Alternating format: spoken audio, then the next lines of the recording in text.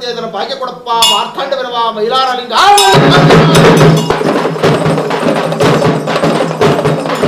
ಖಂಡಿತವಾಗಲೂ ಈ ಮಗುಗೆ ಮಾತು ನಾನು ಕೊಟ್ಟೇ ಕೊಡ್ತೀನಿ, ಭಯ ಪಡ್ಬೇಡ. ನಾನು ಇದೀನಿ ನನಗಿದ್ರೆ 3 ಸುತ್ತು ಬಲ ಕೊಡು, ಇಲ್ಲ ನಿನ್ನ ಕೈಲಿ ಆಗಲ್ಲ ಅಂದರೆ ಎಡ ಕೊಡು ಅಷ್ಟೇ. ಮಗ 4 ವರ್ಷದವರೆಗೆ ಮಾತಾಡ್ತಿದ್ದ, ಆಮೇಲೆ ಅವನಿಗೆ ಮಾತು ನಿಂತೋಯ್ತು. ದೇವ್ರ ಹತ್ರ ಬೇಡ್ಕೊಂಡೆ, ಮತ್ತು ನನ್ನ ಮಗನಿಗೆ ಖಂಡಿತ ಮಾತು ಬರುತ್ತೆ ಅಂತ ದೇವರಲ್ಲಿ ಹೇಳಿಕೆ ಆಯಿತು ನನಗೆ. ನಾನು ದೇವರಲ್ಲಿ ನಂಬಿಕೆ ಇಟ್ಟು ಇಲ್ಲಿ ಬಂದಿದ್ದೀನಿ, ಅವನ ಮೇಲೆ ವಿಶ್ವಾಸ ಉಂಟು ನನಗೆ. ಆ ನಾಗಪ್ಪನ ತಕ್ಕ ಹೋಗಿರೋದು ಏನಂದ್ರೆ ನಾಗದೋಷ ಇದೆ ಅಂತ ನಾಗಪ್ಪನ ಪೂಜೆ ಮಾಡಬೇಕಾಗುತ್ತೆ ಇವರು. ಅದು ಅಮ್ಮ ಹೇಳ್ತಾರೆ ಎಷ್ಟು ವಾರ ಹೆಂಗೆ ಮಾಡಬೇಕು ಅಂತವ. ಆ ಪೂಜೆ ಮಾಡ್ಕೊಂಡು ನೀವು ಕುರ್ತಿದ್ದು ಮನಸ್ಸಲ್ಲಿ ಕೂತ್ಕೊಂಡು ಕರ್ಕೊಂಡು ಹೋಗ್ತಾನೆ ನಿಮ್ಮನ್ನು. 100ಕ್ಕೆ 100ಕ್ಕೆ 90 ರೂಪಾಯಿ ಕೆಲಸ ಪಾಸ್ ಆಗುತ್ತೆ, ತಲೆಗೆಡ್ಸ್ಕೊಬೇಡಿ. ನಮ್ಮ ಮನೆ ದೇವರು ಮೈಲಾರಲಿಂಗೇಶ್ವರನೇ, ಇದೇ ದೇವರೇ ನಮ್ಮ ಮನೆ ದೇವರು. ಆ ಕಡೆ ಈ ಕಡೆ ಎಲ್ಲಿ ಹೋಗಿಲ್ಲ, ನಮ್ಮ ಮನೆ ದೇವರು ಅಂತ ಹೇಳ್ಬಿಟ್ಟು ಒಂದು ಸರಿ ಇಲ್ಲಿ ಬಂದಮೇಲೆ ನನಗೆ ಭಾಳ ಒಳ್ಳೇದಾಗ್ಯದ ಸರ್. ಬರವಣಿಗೆ ಮಾತ್ರ ನಾವು ಮಾಡಿಸ್ದಂಗೆ ಇತ್ತು. ನಾವು ಬಂದು ನಮ್ಮ ಮನಸ್ಸಲ್ಲಿ ಏನಾಯಿತೋ ಆ ಅಮ್ಮ ಪಿಂಟು ನಾವು ಯಾರ ಹತ್ರ ಏನು ಕೇಳಿಲ್ಲ, ಏನು ಮಾತಾಡಿಲ್ಲ. ಡೈರೆಕ್ಟಾಗಿ ಲೊಕೇಶನ್ ತಗೊಂಡ್ವಿ, ದೇವಸ್ಥಾನ ನೋಡಿದ್ವಿ, ಸ್ಟಾರ್ಟಿಂಗು ಇಲ್ಲಿಗೆ ಬಂದ್ವಿ, ಇಲ್ಲಿ ಕೇಳಿದ್ವಿ ಅಷ್ಟೇ. ತಾಯಿ ಬರೆಯೋದು ನಾವೇನು ಬರೆಯೋದಿಲ್ವಲ್ಲ. ಯಾವ ಪ್ರಶ್ನೆ ಬಂದಿದ್ದಾರೆ ಅಂತ ತಾಯಿ ಅವ್ರ ಮೇಲೆ ಕಳಸನ ಮಡಗ್ತಾಳೆ. ಆ ಕಳಸನ ಮಡಗಿದಾಗ 1, 2, 3, 4, 5 ಇಷ್ಟೇ ಪ್ರಶ್ನೆ ಬಂದಿದ್ರಿ, ಆ ಪ್ರಶ್ನೆಲಿ ಇಂತಿಂಥ ವಿಚಾರಕ್ಕೆ ಬಂದಿದ್ದೀರಿ ಅಂತ ಬರೆಯುತ್ತೆ. ಅದಕ್ಕೆ ಪರಿಹಾರನೂ ಕೂಡ ಅದೇ ತಿಳಿಸುತ್ತೆ. ಪ್ರಶ್ನೆ ಇದಿದೆ. ಮೊದಲನೇ ಪ್ರಶ್ನೆ ವ್ಯವಹಾರದ ಬಗ್ಗೆ ಕೇಳ್ತಾ ಇದ್ದೀರಾ ಅನ್ನುತ್ತೆ. 2ನೇ ಪ್ರಶ್ನೆ ಹಣಕಾಸಿನ ಅಭಿವೃದ್ಧಿ ಅನ್ನುತ್ತೆ. 3ನೇ ಪ್ರಶ್ನೆ ಒಂದು ದೇವರ ವಿಚಾರ ಅನ್ನುತ್ತೆ. 4ನೇ ಪ್ರಶ್ನೆ ಒಂದು ಸ್ತ್ರೀ ವಿಚಾರ ಅನ್ನುತ್ತೆ. ನೋಡಪ್ಪ, ಇವ್ರ ಆರೋಗ್ಯ ಸಮಸ್ಯೆ ಇದೆ, ಇದು ಆಸ್ಪತ್ರೆದು ಅಂದರೆ ಬಲ ಕೊಡೋದು, ಆಸ್ಪತ್ರೆದಲ್ಲ ಸರ್, ಮನೆ ಸಮಸ್ಯೆ ಎರಡು ಕೊಡಪ್ಪ.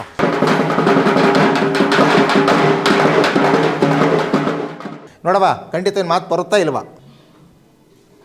ಹಣದ ವಿಚಾರದಲ್ಲಿ ಅಥವಾ ಒಂದು ಭೂಮಿ ಅಥವಾ ಸೈಟ್ ವಿಚಾರದಲ್ಲಿ ರಗಳಿಯಾಗಿ ಯಾರೋ ಮಾಟ ಮಾಡಿ ಈ ದೇವ್ರನ್ನ ಪ್ರಯೋಗ ಮಾಡಿದ್ದಾರೆ ಈ ಮನೆಗೆ ಅಂತ ಹೇಳುತ್ತೆ. ಇದು KR ತಾಲೂಕು, ಮಂಡ್ಯ ಜಿಲ್ಲೆ. ಮೈಸೂರಿನ ಬರಬೇಕಾದ್ರೂ ಕೂಡ ತೆಂಡೇಕೆರೆ ಇಳ್ಕೋಬೇಕು. ಈ ಕಡೆ ಚಂದ್ರಾಪಟ್ಟಣ, ಅರಸೀಕೆರೆ ಮಾರ್ಗ, KR ಮಾರ್ಗ ಬಂದರೂ ತೆಂಡೇಕೆರೆ ಇಳ್ಕೋಬೇಕು. ತೆಂಡೇಕೆರೆಯಿಂದ 1.5 ಕಿಲೋಮೀಟ್ರ್ ಒಳಗಡೆ ಇದೆ. ಅಲ್ಲಿ ಆಟೋ ವ್ಯವಸ್ಥೆಗಳಿರ್ತವೆ. ಬರೋಂಥ ಭಕ್ತಾದಿಗಳಲ್ಲಿ ಇಳಿದು ಕೇಳಿದ್ರೆ ಖಂಡಿತ ಆಟೋದವ್ರು ಕರ್ಕೊಂಡು ಬರ್ತಾರೆ.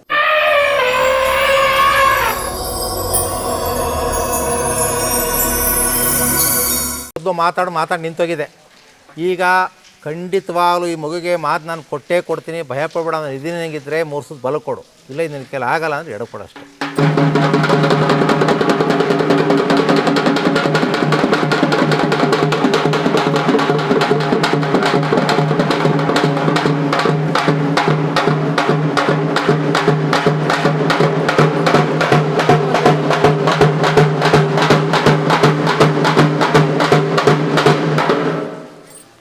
ಗೊತ್ತಾಯಿದೆ ಮಾತು, ಭಯ ಪಡಬೇಡಿ ಅಂತ ಹೇಳುತ್ತೆ.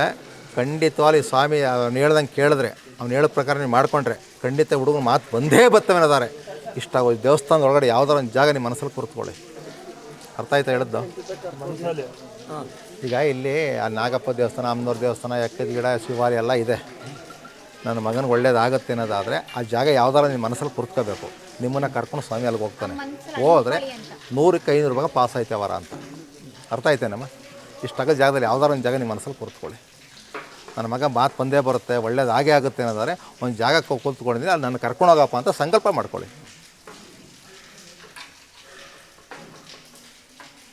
ಮಾಡ್ಕೊಂಡಿದ್ದೀರಾ? ಹೋಗಿ ಒಳಗಡೆ ಸಣ್ಣ ಮಾಡ್ಕೊಳ್ಳಿ. ಅಲ್ಲಿ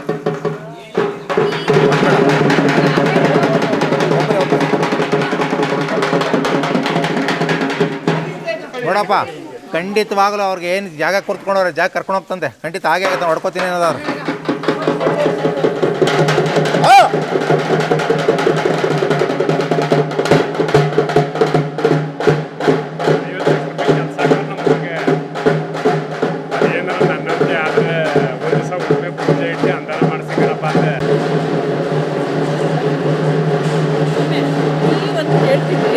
ಬೇರೆ ಏನೋ ಕೇಳಬೇಕು ಅನ್ಕೊಂಡಿದ್ದೀವಿ. ಜಾಗ ಬಿಸ್ನೆಸ್ಗೆ ನೋಡ್ತಾ ಇದ್ದೀವಿ, ಅದಾಗುತ್ತಾ ಇಲ್ವಾ? ಅಲ್ಲಿ ಬಿಸ್ನೆಸ್ ಆಗುತ್ತೆ, ಅಲ್ಲಿ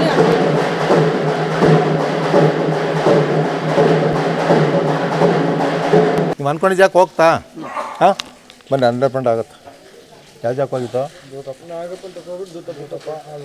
ಆ ನಾಗಪ್ಪನ ತಕ್ಕ ಹೋಗಿರೋದು ಏನಂದ್ರೆ ನಾಗದೋಷ ಇದೆ ಅಂತ ನಾಗಪ್ಪನ ಪೂಜೆ ಮಾಡಬೇಕಾಗುತ್ತೆ ಇವರು. ಅದು ಅಮ್ಮ ಹೇಳ್ತಾರೆ ಎಷ್ಟು ವಾರ ಹೆಂಗೆ ಮಾಡಬೇಕು ಅಂತವ. ಆ ಪೂಜೆ ಮಾಡ್ಕೊಂಡು ನೀವು ಕುರ್ತಿದ್ದು ಮನಸ್ಸಲ್ಲಿ ಕೂತ್ಕೊಂಡು ಜಾಗ ಕರ್ಕೊಂಡು ಹೋಗ್ತಾನೆ ನಿಮ್ಮನ್ನು. 100ಕ್ಕೆ 100ಕ್ಕೆ 90 ರೂಪಾಯಿ ಕೆಲಸ ಪಾಸ್ ಆಗುತ್ತೆ, ತಲೆಗೆಡ್ಸ್ಕೊಬೇಡಿ. ಅವ್ರೇನು ಹೇಳ್ತಾರೆ ಅಮ್ಮ ಕೇಳ್ಕೊ ಪರಿಣಾಮ ಒಳ್ಳೆಯದಾಗುತ್ತೆ. ನೋಡಪ್ಪ, ಇವ್ರ ಆರೋಗ್ಯ ಸಮಸ್ಯೆ ಇದೆ, ಇದು ಆಸ್ಪತ್ರೆದು ಅಂದರೆ ಬಲ ಕೊಡೋದು, ಆಸ್ಪತ್ರೆದಲ್ಲ ಸರ್, ಮನೆ ಸಮಸ್ಯೆ ಎರಡು ಕೊಡಪ್ಪ.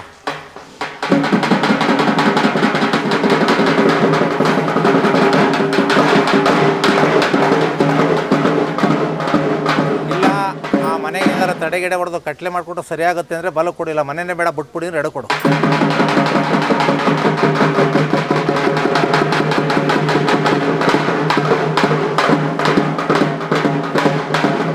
ಮನೆಯನ್ನ ಬಿಟ್ಬಿಡಿ, ಮನೆ ಸರಿಯಿಲ್ಲ ಅನ್ನೋದು. ನಾನ್ಯಾರಿಗೂ ಎದ್ರಲ್ಲ. ಯಾಕೆ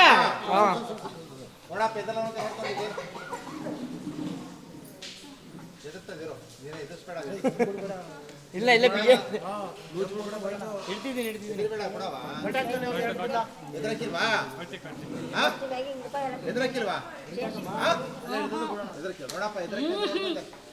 ಏಯ್! ಏಯ್, ಮೈಲಾರಲಿಂಗ!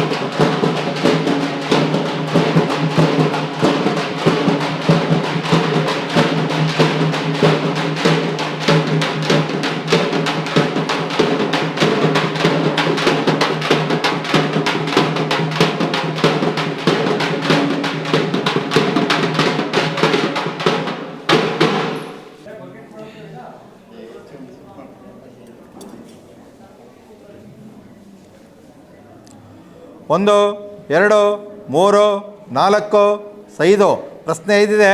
ಮೊದಲನೇ ಪ್ರಶ್ನೆ ವ್ಯವಹಾರದ ಬಗ್ಗೆ ಕೇಳ್ತಾ ಇದ್ದೀರಾ ಅನ್ನುತ್ತೆ. ಎರಡನೇ ಪ್ರಶ್ನೆ ಹಣಕಾಸಿನ ಅಭಿವೃದ್ಧಿ ಅನ್ನುತ್ತೆ. ಮೂರನೇ ಪ್ರಶ್ನೆ ಒಂದು ದೇವರ ವಿಚಾರ ಅನ್ನುತ್ತೆ. ನಾಲ್ಕನೇ ಪ್ರಶ್ನೆ ಒಂದು ಸ್ತ್ರೀ ವಿಚಾರ ಅನ್ನುತ್ತೆ, ಅಂದರೆ ಹೆಂಗಸ್ರ ವಿಚಾರ.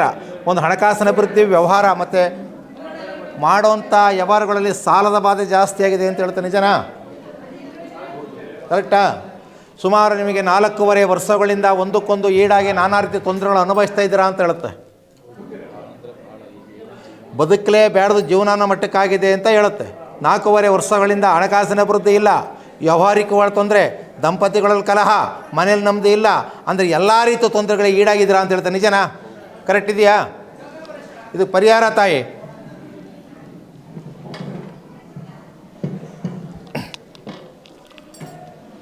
ಅದಕ್ಕೆ ಪರಿಹಾರನ ಅಲ್ಲಿ ಇಟ್ಕೊಳ್ಳಿ. ಅದನ್ನು ಸ್ವಲ್ಪ ಆರೋಗ್ಯದಲ್ಲೂ ಸಮಸ್ಯೆ ಇದೆ, ಏರ್ಪೇರಾಗಿದೆ ಅಂತ ಹೇಳುತ್ತೆ. ಅರ್ಥ ಆಯ್ತಾ? ಅದನ್ನು ನೆತ್ತಿ ತಿಕ್ಕಿ ಅರ್ಧ ಹೊಟ್ಟೆಗೆ ತಗೊಳ್ಳಿ ಇವತ್ತು ರಾತ್ರಿ. ಇದೊಂದನ್ನು ನಿಮ್ಮ ಒಂದು ಬಟ್ಲಿಗೆ ಅಕ್ಕಿ ಹಾಕಿ ಪೂಜೆ ಮಾಡಿ. ಈಗ ಒಂದು ಅರ್ಧ ಗಂಟೆ ದೂತಪ್ಪನ ಎತ್ತುತ್ತಾರೆ. ಅದನ್ನು ದೂತಪ್ಪ ಅಂದ್ರೆ ಗೊತ್ತಲ್ಲ, ಆ ದೂತಪ್ಪನ ಎತ್ತುತ್ತಾರೆ. ಅದು ಅಮ್ಮ ಅಲ್ಲಿ ಕಳಿಸಿದೆ ನಿಮ್ಮನ್ನ, ಅಲ್ಲಿ ಕೇಳ್ಕೊಳ್ಳಿ ಕೆಲಸ. ಅದು ಏನು ಹೇಳ್ತಾರೆ ನೋಡೋ, ಈಗ ಅಲ್ಲಿ ಪರಿಹಾರ ಏನು ಹೇಳ್ತಾರೆ ಅದ್ರ ಮೇಲೆ ಡಿಫ್ರೆಂಟ್ ಆಗಿ ಹೇಳ್ತೀನಿ. ಯಾಕೆಂದ್ರೆ ಅಮ್ಮ ದೂತಪ್ಪಂತ ಬರೆದಿದ್ದಾರೆ ನಿಮ್ಮನ್ನ, ಅಂದರೆ ನೀವು ಅಲ್ಲೇ ಹೋಗಿ ವಿಚಾರಣೆ ಮಾಡಬೇಕಾಗುತ್ತೆ. 1, 2, 3, 4 ಪ್ರಶ್ನೆ 4 ಇದೆ. ಮೊದಲನೇ ಪ್ರಶ್ನೆ ಮಗನ ವಿಚಾರ ಬಗ್ಗೆ ಕೇಳ್ತಾ ಇದ್ದೀರಾ, ಅವನ ಆರೋಗ್ಯ ಸಮಸ್ಯೆ ಬಗ್ಗೆ ಕೇಳ್ತಾ ಇದ್ದೀರಾ, ಮತ್ತು ವಿದ್ಯೆದ ಬಗ್ಗೆ ಕೇಳ್ತಾ ಇದ್ದೀರಾ, ಮತ್ತು ನಿಮ್ಮ ವ್ಯವಹಾರದ ಬಗ್ಗೆ ಕೇಳ್ತಾ ಇದ್ದೀರಾ ಅನ್ನತ್ತೆ, ಮತ್ತು ಹಣಕಾಸು ವಿಚಾರದ ಬಗ್ಗೆ ಕೇಳ್ತಾ ಇದ್ದೀರಾ ಅಂತ ಹೇಳ್ತೇನೆ. ನಿಜನಾ? ಕರೆಕ್ಟ್ ಇದೆಯಾ?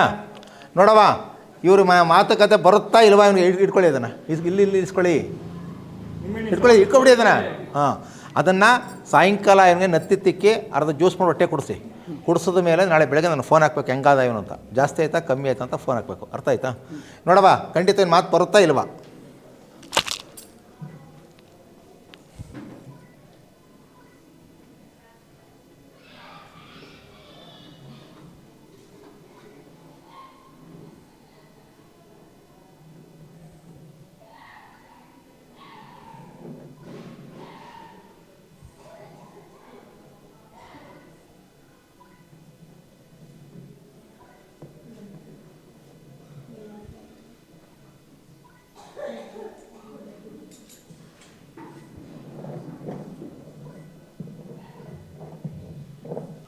ಹಣದ ವಿಚಾರದಲ್ಲಿ ಅಥವಾ ಒಂದು ಭೂಮಿ ಅಥವಾ ಸೈಟ್ ವಿಚಾರದಲ್ಲಿ ರಗಳಿಯಾಗಿ ಯಾರೋ ಮಾಟ ಮಾಡಿ ಈ ದೇವ್ರನ್ನ ಪ್ರಯೋಗ ಮಾಡಿದ್ದಾರೆ ಈ ಮನೆಗೆ ಅಂತ ಹೇಳುತ್ತೆ. ದೇವರಿದು ಕಾಣುತ್ತಾ? ಒಂದು ಚೌಡಿ ಸಂಬಂಧಪಟ್ಟ ದೇವ್ರನ್ನ ಪ್ರಯೋಗ ಮಾಡಿದ್ದಾರೆ. ಸುಮಾರು ನಿಮಗೆ 1.5 ವರ್ಷಗಳಿಂದ ನಾನಾ ರೀತಿಯ ತೊಂದರೆಗಳು ಸ್ಟಾರ್ಟ್ ಆಗಿದೆ ನಿಮ್ಮ ಮನೆಯಲ್ಲಿ ಅಂತ ಹೇಳುತ್ತೆ. ಕರೆಕ್ಟಾ? ಹಣಕಾಸು ಅಭಿವೃದ್ಧಿಗಳು ಆಗ್ತಾಯಿಲ್ಲ, ಆರೋಗ್ಯ ಸಮಸ್ಯೆ ಸರಿ ಆಗ್ತಾಯಿಲ್ಲ, ವ್ಯವಹಾರಿಕಗಳು ನಡೀತಾ ಇಲ್ಲ, ಜಿಗುಂಸೆ ಆಗಿದೆ ನಿಮ್ಮ ಮನೆಯಲ್ಲಿ, ಜೀವನನೇ ಬೇಡ ಅನ್ನೋ ಮಟ್ಟಕ್ಕಾಗಿದೆ ಅಂತ ಹೇಳುತ್ತೆ. ಕರೆಕ್ಟಾಗಿ ನಿಜನ ಸುಳ್ಳು ಹೇಳಿದ್ರಲ್ಲ, ಅರ್ಥ ಆಯ್ತಾ? ಯಾವುದು ಇಲ್ಲಿ ಮಾಟ ಅಂತ ಬರ್ತದೆ ಅಂದರೆ ಯಾರೋ ನಿಮಗೆ ಕೈವಾಡ ಮಾಡಿದ್ದಾರೆ ಅಂತ ಹೇಳುತ್ತೆ. ಅಲ್ಲ ನಿಜನ ಕರೆಕ್ಟಾಗಿ ಹೇಳಿ ಅದನ್ನು ಅಂತ. ಕರೆಕ್ಟ್ ಇದೆಯಾ? ನೋಡಿ, ಇದೇ ದೇವರು ಮಾಡಿರೋದು. ಆದ್ದರಿಂದ ಅವರ ಮಾತುಕತೆ ನಿಂತೋಗಿದೆ, ಕೈಕಾಲೆಲ್ಲ ಎಳ್ತಾ ಬರ್ತಾ ಇದೆ, ನಡಗಲು ಸ್ಟಾರ್ಟ್ ಆಗಿದೆ. ಮನದಲ್ಲಿ ನಿಮಗೆಲ್ಲ ಪ್ರತಿಯೊಬ್ಬರು ಕನಸುಗಳಲ್ಲಿ ವಿಚಿತ್ರವಾದ ಮನೆಗಳು ಕನಸು ಕಂಡ್ತಾ ಇದ್ದೀರ, ಜಿಗುಂಸೆಗಳಾಗ್ತಾಯಿದೆ ಅಂತ ಹೇಳುತ್ತೆ. ನಿಜನಾ? ಪರಿಹಾರ ಹೇಳ ಮಾತಾ ಇದಕ್ಕೆ.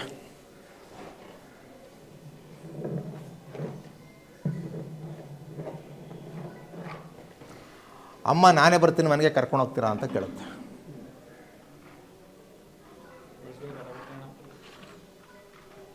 ಇಷ್ಟು ಸಮಸ್ಯೆಗೂ ಅಮ್ಮ ನಿಮ್ಮ ಮನೆಗೆ ನಾನೇ ಬರ್ತೀನಿ ಕರ್ಕೊಂಡು ನನ್ನ ಪೂಜೆ ಸಲ್ಲಿಸ್ಕೋತೀರಾ ಅಂತ ಹೇಳುತ್ತೆ. ಕರ್ಕೊಂಡು ಹೋಗ್ತೀರಾ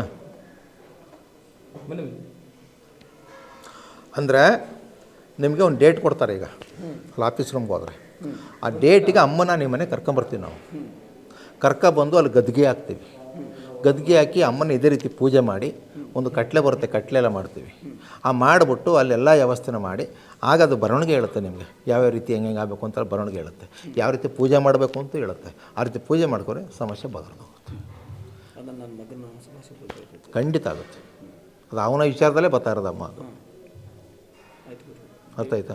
ಇವತ್ತು ನತ್ತಿಗರ್ದ ತಿಕ್ಕೆರ್ದ ಹೊಟ್ಟೆ ಕೊಟ್ಟು ಆ ಬೆಳಗ್ಗೆ ಸಾಯಂಕಾಲ ಏನು ಮಾಡಿದರೆ ಈ ಭಂಡಾರನ ನಾನು ಸಿರಸಿಂದ ಮುಂದೆ ಒಂದು ಹಳ್ಳಿ ಮಳಿಗೆ ಅಂತ ಬರುತ್ತೆ, ಉತ್ತರ ಕನ್ನಡ ಡಿಸ್ಟಿಕ್ ನಮ್ಮದು ಜಿಲ್ಲೆ. ನಾನು ಇಲ್ಲಿ ನನ್ನ ಮಗನ ಸಲುವಾಗಿ ಬಂದಿದ್ದೆ. ನನ್ನ ಮಗ 4 ವರ್ಷದವರೆಗೆ ಮಾತಾಡ್ತಿದ್ದ, ಆಮೇಲೆ ಅವನಿಗೆ ಮಾತು ನಿಂತೋಯ್ತು. ಹೀಗೆ ಒಬ್ಬರು ನಮ್ಮಲ್ಲಿ ಮೈಸೂರಲ್ಲಿ ಒಬ್ಬರು ಸಿಕ್ಕಾಗ ಅವ್ರು ಹೇಳಿದರು, ಹಿಂಗೆ ಹೋಗಿ ದೇವ್ರ ಹತ್ರ ಹೋಗಿ ಹಿಡ್ಕೊಳ್ರಿ ಅಂತ. ಇವತ್ತು ಒಳ್ಳೆ ಅಮಾವಾಸ್ಯೆ ಇತ್ತು, ಹಾಗಾಗಿ ಇಲ್ಲಿ ಬಂದೆ. ವಾಸ್ತವವಾಗಿ ಇಲ್ಲಿ ನಾನು ಅವ್ರ ಹತ್ರ ಬೇಡ್ಕೊಂಡ್ಮೇಲೆ ದೇವ್ರ ಹತ್ರ ಬೇಡ್ಕೊಂಡೆ.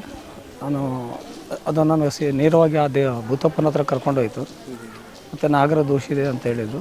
ಮತ್ತು ನನ್ನ ಮಗನಿಗೆ ಖಂಡಿತ ಮಾತು ಬರುತ್ತೆ ಅಂತ ದೇವರಲ್ಲಿ ಹೇಳಿಕೆ ಆಯಿತು ನನಗೆ.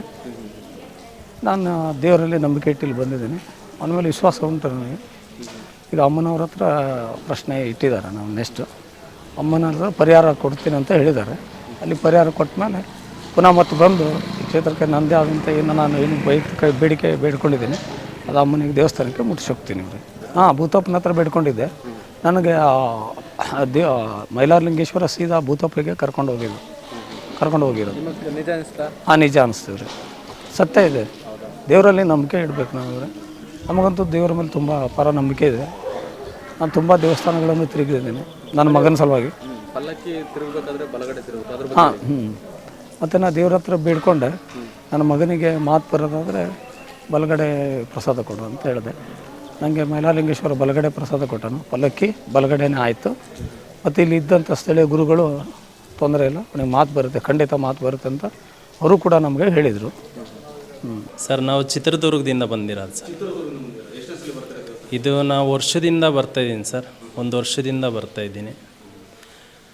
ಇಲ್ಲಿ ಬಂದ ಮೇಲೆ ನನಗೆ ತುಂಬ ಒಳ್ಳೆಯದಾಗಿದೆ ಸರ್.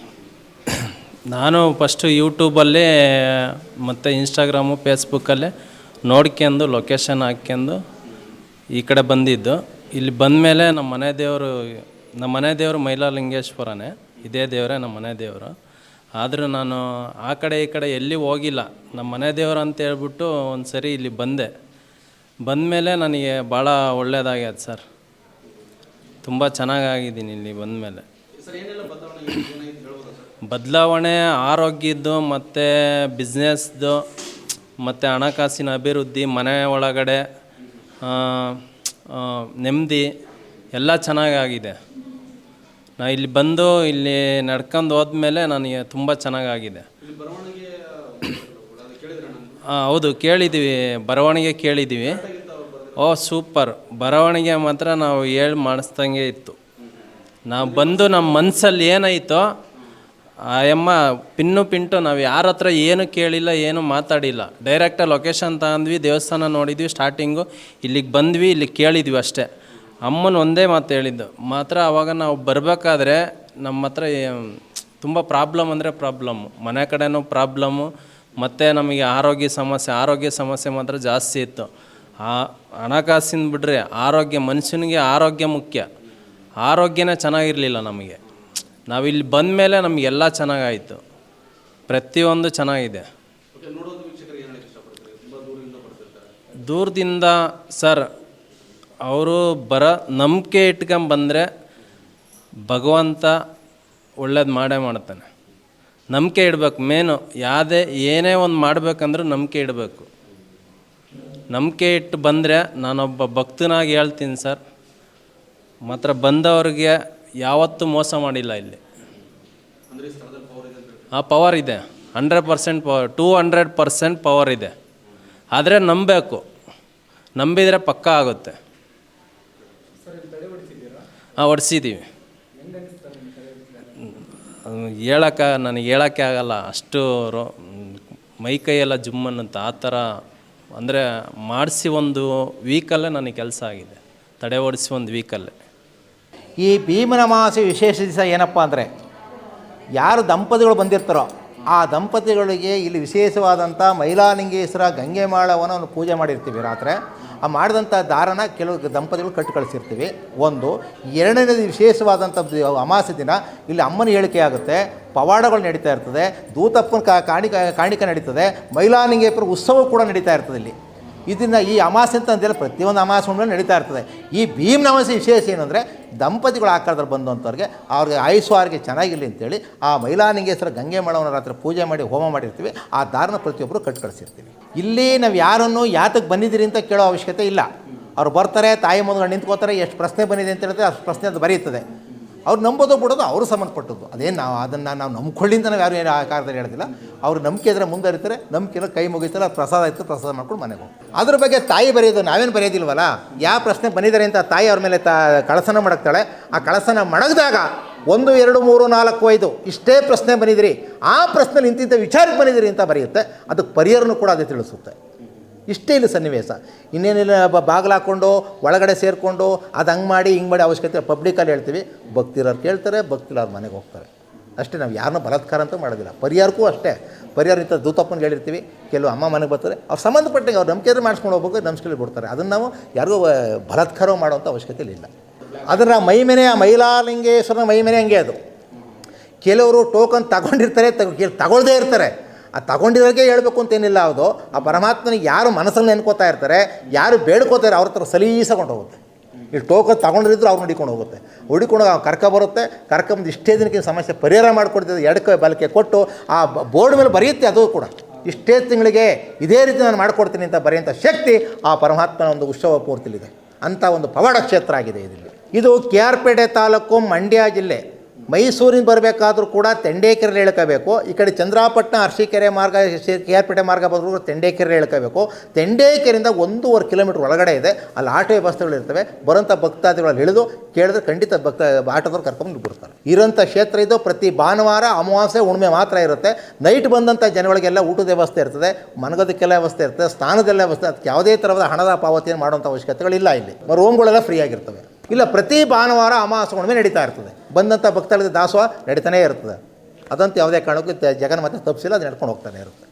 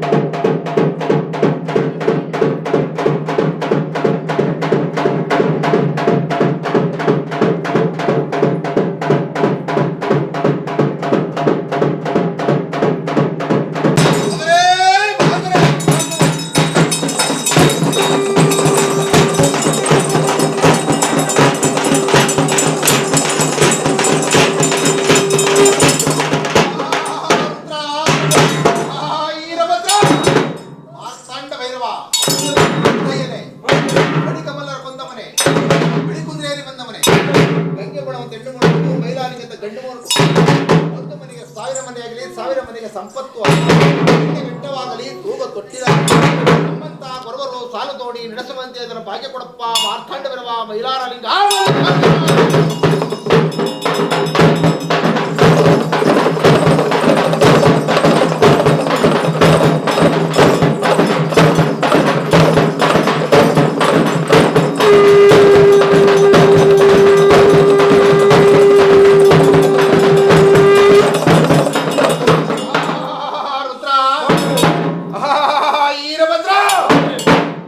ತುಂಗಭದ್ರಲ್ಲಿ ಗಂಗೆಯ ಸ್ನಾನ ಮಾಡಿದರೆ ಮಾಡಿದ ಪಾಪ ಪರಿಹಾರವಲ್ಲಪ್ಪ. 7 ಕೋಟಿ ಮೈಲಾರಲಿಂಗ ಗಂಗಬಳವ ಚಾಮುಲೋ